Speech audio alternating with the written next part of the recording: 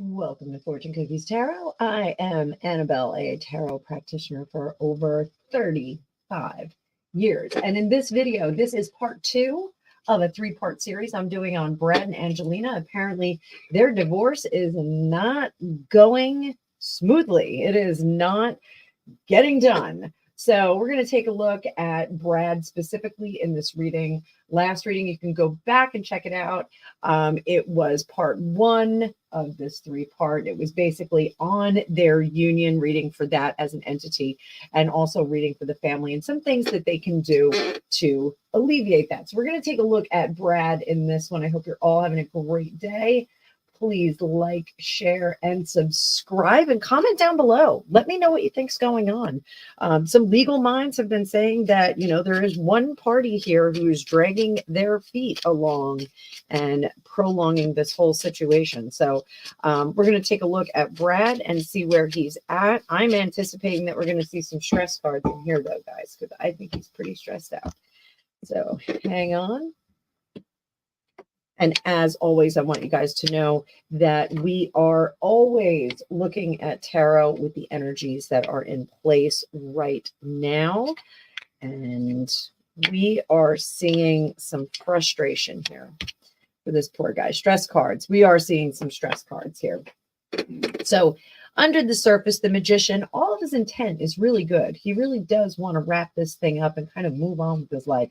While there were some emotions in the past right here that we're seeing that are pretty negative, I think he has opted to leave those behind. I think he really does not want to move forward with that. However, he is struggling with the stability of those emotions and the words that are coming out of his mouth. Seem like they're a little rough. So he's at a point where he's really breaking from the situation and like, come on, enough is enough. Like he's really gotten to that point.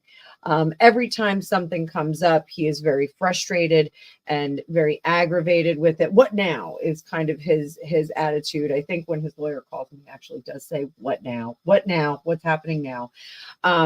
He must be careful of this intensity of emotion that he has left behind, because now he is just cold and calculating and cutting and just wants to just shut the F up is really his kind of attitude at this point. I just want to move on with my life. So he has to be very careful that he doesn't shoot himself in the foot on that. So how does he see himself right now? Right now, he sees himself really reflecting on the past and looking at what he did to get himself into this position. How do others see him? Actually, others are seeing him really positively. I think this is the court system, the attorneys, the legal people that are involved. And I think his family as well is seeing him really as someone who has managed through the quagmire of this situation. Did you say giggity? I asked Gregopedia if he wanted to put his mic on, but he does not because he is still waking up. But how others see him is really well settled. Hopes and fears. He just wants us all to be over. He just wants to move on with his life, have a happy life. And here, I think we're going to see some issues. He may get chastised in court for something that he said or something that he did or a text message that he said in the spirit of trying to end things and wrap them up nice and neatly. I think he's made some comments that maybe will not be seen as very positive from the court system. So let's take a look and just see what he should do legally to kind of move forward.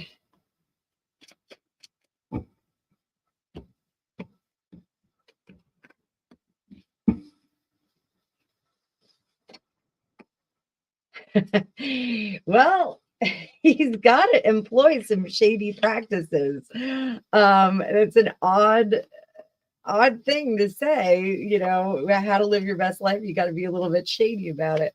So, this is a give an inch, take a mile kind of situation. So he has to be really careful about the extending that hand of friendship, extending olive branches, those kinds of things. They have a tendency to come back and bite him. And it's happened to him before. So he really does need to examine the situations in the past and how he's behaved in one circumstance and how what happened as a result from the other party. Learn from your mistakes. Some people are not evolving with you. Some people are evolving on their own. He can't be disappointed about this because, dude, you've seen it a million times. You just gotta expect what, someone introduces themselves to you, don't be surprised when they act the way they introduce themselves to you. His new future is coming. Those pages are often very much like the aces. We see the job interview, we see the listing, we go for an interview. The pages they already have the job and they're starting out day one. He's got to grab hold of his emotions. I know this is really frustrating. Any kind of a breakup like this, especially when there's so much business stuff involved, can be very frustrating, can be very aggravating, but he's got to get hold of those emotions. He can't let them dominate everything. The relationship is shattered. It is broken. He doesn't have to worry about that. We don't have to worry about him crying in his crybaby soup or crying in his pillow late at night. So that is the circumstance. He's got to be craftier about his strategy when he is dealing with the inevitabilities of breaking up. So what can he do to improve or cultivate a really great family life? Let's do that one. So his family life is irrevocably changed. It is going to be. One of the things that he has to wait until these kids, he has to be patient for some of the kids to grow up. I'm assuming that is the younger crew. They've got 6 kids, and the twins are fairly young. I believe their names are Knox and Vivian, or Viviana. Is it Vivian? Vivian. I love that name, Vivian. So he has to understand, unfortunately, that the family is very much changed. That we're not going to have the same family experience that we had before. And it is going to be difficult as these children grow up and become older. As they become adults, his relationship is going to change with them. And we did see that because there is buzz in the tabloids and in some of the press that Shiloh wants to go live with him rather than her mother primarily. So Shiloh, who is stunningly beautiful now. So I think really just patience is the order of the day for him. He has to not worry about the damage that may be done, the PR, the household PR that's going on about him. He just has to continue to live his best life and not flare up emotionally with that Knight of Wands. That Knight of Wands says, stand down on your emotions. Don't try and overplan, over strategize. Just keep on keeping on. One thing I don't see here is a lot of cups, and I would like to see that a little bit more in regard to the family. It's almost like he's trying to recreate that cohesive family structure that he had at one time, and it has to transform into something else. It is not going to be this cohesive family structure. Go through a mourning process, of course, because that is going to change. But certainly, as these kids get older, I think they're going to have. I think one of the things that their upbringing is going to do for them, these children, I think they're going to be very, very independently minded. And I think Brad needs to remember that they are raised these kids to make decisions on their own, to make good decisions, bad decisions, and stick by them. So there's a little bit of lack on the sticking by the bad decisions, but he does need to understand that there is a point where they are going to be old enough to choose where they conduct themselves or where they go or what they do. There's going to be a point. And if he can just be patient and keep, pouring on all the good stuff and not trying to recreate a family life for them, create a new family life, not recreate the old family life. I think he'll find that the universe is moving much more in sync with him. So let's take a look at his career real quick. I feel like this situation has really bogged down his career. There we go. We got Sun in reverse, Death in reverse.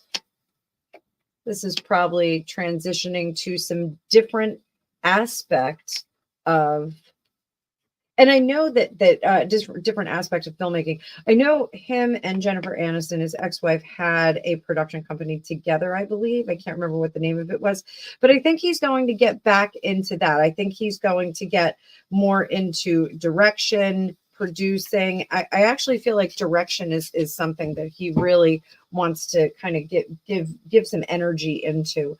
See if he could direct some movies. I still will tell everybody the first time I saw that cowboy in Thelma and Louise, I was like, hubba hubba. But, you know, as much as we want to see him in front of the camera in all his glory, we also want to see the work that he can produce by being behind the camera. Behind on the camera? What'd you say?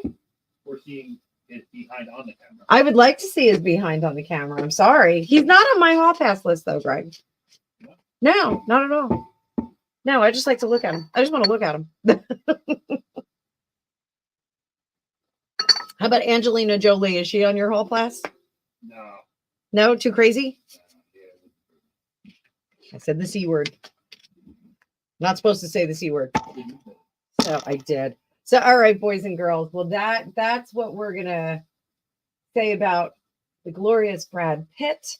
As always, thank you so much for watching. You guys, this is my favorite part of the day. I know I've been missing due to crazy band season, but we are on the weekend of the World Championships. Currently, my son's group is 4th in their category.